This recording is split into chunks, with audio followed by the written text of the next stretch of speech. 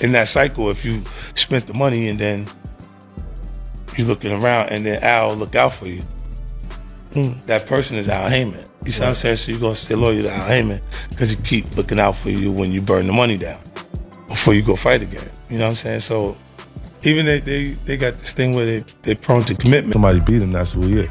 Do you think he should step back in the ring? I think he got to right now because the money gone. So the money's really gone? Yeah. That's what you think. It's fight, get the money, spend the money, fight. All that money. It's been 2 years. So is it just his overhead is so high on a day-to-day, month-to-month? Like I don't even want to talk about it. Like within lifestyle, that money's gone, trust me. Now it's like you call him, he'll be at your local host in a nightclub because you need that action. Business venture that you may have missed out on that people don't know that you'd be like, damn, I could have got that. I could have did a cannabis company out here in Vegas. It was big. It's a big company. And then I passed on the can because I was investing in spirits. Right. You can't do both at the same time. Like, so I was like, nah. I just chose to do that. Because I had so much success with the spirits. Like I was in between 50 Cent and Floyd Mayweather. Oh boy, here we go again. What's 50 saying now? Well, yeah, you know these two. Yeah. Used to be like brothers, right? Now it's just constant back and forth, total shade. Right. Nonstop. Huh. But lately, 50 has really turned up the heat. He's making some pretty serious claims about Floyd's money. About his finances. Okay, that's not entirely new territory for 50, is it? No, but this feels different, more intense. He's digging into Floyd's business dealings, too. And, you know, those rumors about Mayweather maybe having some money troubles, they always seem to bubble up now and then. Exactly. Which is why this is catching fire again. Floyd's whole image is built on being Money Mayweather, untouchable wealth, you know. Yeah, the cars, the jets, the cash pile. So when 50 comes out swinging, saying the money's gone, it definitely makes you stop and think, okay, what's really going on here? For sure. People love digging into celebrity drama, especially when there might be some hidden truth behind the flashy facade. Totally. So maybe we should rewind a bit, back to where this whole mess kind of started. Good idea. Let's set the scene. This goes back a ways. Right. Around 2012, they had this plan, or at least 50 thought they did, for Mayweather Promotions. This is just before Floyd went to jail. Ah, yes. The infamous jail stint. And 50's stories that at that point, Mayweather Promotions wasn't even really a thing. Like legally. No LLC, no proper setup. That's what 50 claims. No official seal, nothing, just a name, basically. Interesting. So 50 steps in. Yeah. He says he saw a gap, an opportunity. He formed his own company, SMS Promotions. Right, I remember SMS. He signed a few fighters. He did. He mentions Yurkis Gamboa, Andre Darrell. He says he was trying to build something solid while Floyd was away, putting his own cash in. Okay, so he's investing his own money based on this partnership idea. That's the claim. Yeah. He says he poured serious money into it, upwards of 7 figures, maybe more than $1 million. Wow. Okay. Thinking, you know, when Floyd gets out, they'll settle up, build this empire together. But that's not quite how it played out, was it? Not according to 50. He says when Floyd was released, suddenly it's all private jets again, $1 million watches flying around. But no check for 50. Apparently not. 50 claims he went to get his investment back, and Floyd basically ghosted him on it. Acted like he never asked for the help in the first place. Ouch. If that's true, that's gold. Especially between friends. Or former friends. Exactly. Talk about a breakdown in trust. And potentially a really sour business deal gone wrong. It really makes you think about mixing friendship and big money, doesn't it? Without clear agreements. Well, this happened. For sure. So, fast forward to now. 50's back on the attack. Big time. What's the latest salvo YouTube clips? Yeah, he's been dropping these clips, and the main headline is, Floyd's broke. He says the money's gone. Broke. Like, actually broke after all those massive paydays. That seems extreme. Well, 50's logic is tied to Floyd's lifestyle. He points to Floyd constantly needing to be seen out making club appearances. 50 interprets that as Floyd needing quick cash, needing that action just to keep the lights on, basically, to maintain the image. I see the angle. That the spending might be outpacing the earning now, especially post-retirement from pro fights. The pressure to keep up that money image must be immense. Right. But wait, it gets way more serious than just lifestyle spending. Oh, how so? 50 is straight up accusing Mayweather of financially destroying other boxers through his promotional company. Whoa, okay. Destroying how? He's claiming Floyd gave out false numbers, maybe even fake documents, to fighters about the fight purses. You mean like telling them the fight made less money than it actually did? Exactly. So Floyd could allegedly take a much bigger cut leaving the fighters shortchanged. Significantly shortchanged. Man, that is a huge accusation. If true, that's not just bad business, that's potentially fraud. We even heard similar whispers from one of his former fighters, right? About low payouts. Yeah, someone did come forward talking about numbers not adding up. It adds a layer to 50's claims. It does. That kind of thing could ruin careers, especially for younger fighters who trust their promoter. It really questions the ethics involved. And remember that alleged $2 million investment 50 says he made while Floyd was locked up. Yeah, you mentioned that earlier, separate from the promotional setup costs. Seems like it. 50 frames it as another instance where Floyd took his money, supposedly for Mayweather promotions, and it just vanished. No return, no explanation. So the picture 50 is painting is one of repeated financial deception. Pretty much. It's consistent, you have to give him that. The story hasn't really changed over the years, just the intensity. Right. He keeps coming back to these core allegations of being ripped off and Floyd mishandling funds. And here's another wild claim. FEC says Floyd only takes fights overseas now. Like exhibition fights. Why? Because, according to 50, he owes massive amounts of money to the big U.S. arenas. Seriously, which ones? He named names. T-Mobile Arena, MGM Grand, Barclays Center. Wow. The places where he made his biggest money, how could he owe them?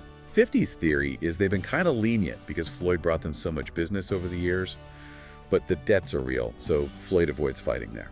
That would be something. If true, it suggests some serious financial juggling behind the scenes. Maybe liquidity problems. Right. And 50 doesn't stop there. He goes after Floyd's financial team too. Who's he targeting? He specifically calls out Al Heyman. Not necessarily Heyman directly, but questions why someone with Floyd's supposed wealth isn't using like top-tier, big-name accounting firms and business managers. That's a fair point from a standard wealth management perspective. You'd expect a whole team of specialists for that level of assets. 50's implying the setup is maybe less professional, perhaps leaving Floyd vulnerable. Or maybe that's just how Floyd operates. It definitely raises questions about how his finances are actually being managed day to day. Is it sophisticated or more informal? Okay, let's shift to the real estate thing for a second. This story was everywhere for a bit. Ah, yes, Mayweather, the New York real estate mogul. Right. First, it was reports of him buying like 60 buildings in NYC. Then he apparently upped the number himself, saying it was upwards of 100 buildings with over 1,000 apartments. That's a massive portfolio, especially in New York City. That's serious diversification if it's legitimate. If being the operative word, according to 50. Oh, he's not buying it. Shocking. Not even a little bit. He's been openly mocking it, saying Floyd probably doesn't even know what he supposedly owns. Suggesting it's all hype, or that someone else is pulling the string. More like suggesting it's just not true. He literally called Floyd the richest special ed student. Which is harsh, man. Wow, yeah, that's below the belt. Very personal. And he posted that Pinocchio meme, you know, the nose growing long, captioned it about owning all those buildings. Pretty clear he thinks Floyd is lying. Yeah, that leaves no room for interpretation. It shows how personal and nasty this feud really is. It's not just business disagreements anymore, it's direct attacks on character and intelligence. And then, almost like fake concern, 50 warns Floyd that if he actually lives in New York, Oh, let me guess. Taxes. bingo, saying he could lose up to 58% of his income to New York taxes, basically painting Floyd as clueless about basic finance. Well, he's not wrong about New York taxes being high. That's a real consideration for anyone wealthy living there. Whether Floyd actually resides there enough for it to matter is another question, I guess. True, but it fits 50's narrative of Floyd being financially naive or reckless. Okay, but to be fair, what's Mayweather's side in all this? Has he responded directly to these recent claims? Not really, not to the latest stuff specifically, but in the past, you know, he's usually downplayed the whole feud. Right, he tends to frame it differently. Yeah, he said things like their friendship just had ups and downs, blamed miscommunication, maybe the media stirring things up. Trying to smooth it over publicly. And he's even said, you know, publicly wished 50 well with his music and his own boxing promotions. Which is quite a contrast to 50, calling him broke and a liar.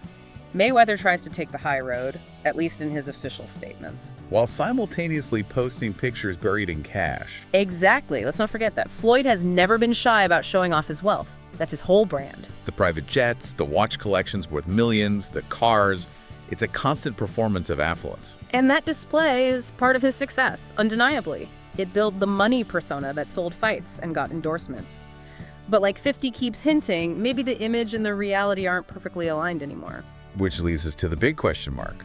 What is Floyd Mayweather actually worth today? Yeah, the numbers are all over the place. Seriously. Some sources say around $500 million for 2025. Others go as high as $1.2 billion. That's a $700 million difference. It just shows how opaque celebrity finances can be, especially with private investments and fluctuating asset values. We know he made insane money from fights, especially Pacquiao-McGregor.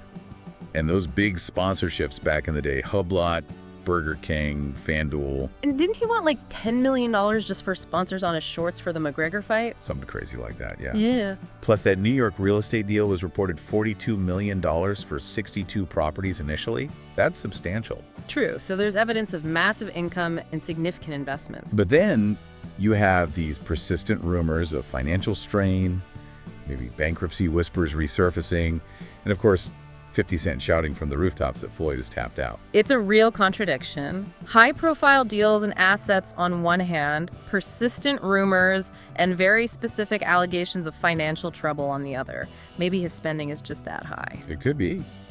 Those multi-million-dollar birthday parties add up, I guess. And maintaining that fleet of hypercars isn't cheap. And we should remember he is officially retired from pro boxing since 2017. Now it's exhibition fights, his promotional company, maybe this real estate focus.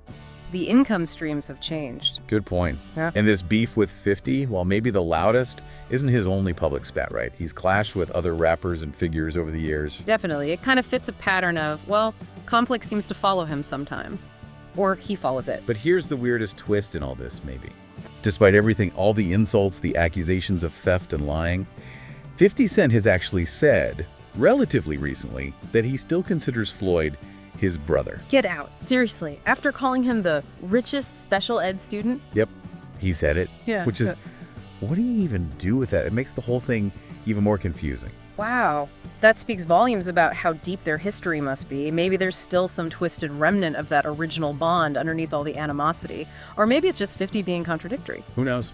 So wrapping this up, we're left with these two completely opposing stories. Yeah, you've got 50's narrative, Floyd's broke, unethical, maybe being taken advantage of, maybe doing the exploiting himself. And then you have the public image, largely crafted by Floyd himself, of enduring immense wealth, the undefeated champ still living the high life. And Floyd's occasional comments trying to minimize the feud. So the big questions remain, right? How solid is Mayweather's fortune really? And how much credibility do we give 50 Cent's allegations given their toxic history? Is he genuinely concerned, just bitter, or maybe a bit of both? What's the real story behind why this friendship shattered so spectacularly, especially around all that money? It really pulls back the curtain on how complex these high-profile relationships can be when fame, massive egos, and millions, maybe billions of dollars are involved. Trust, transparency, it all gets incredibly complicated. It really does.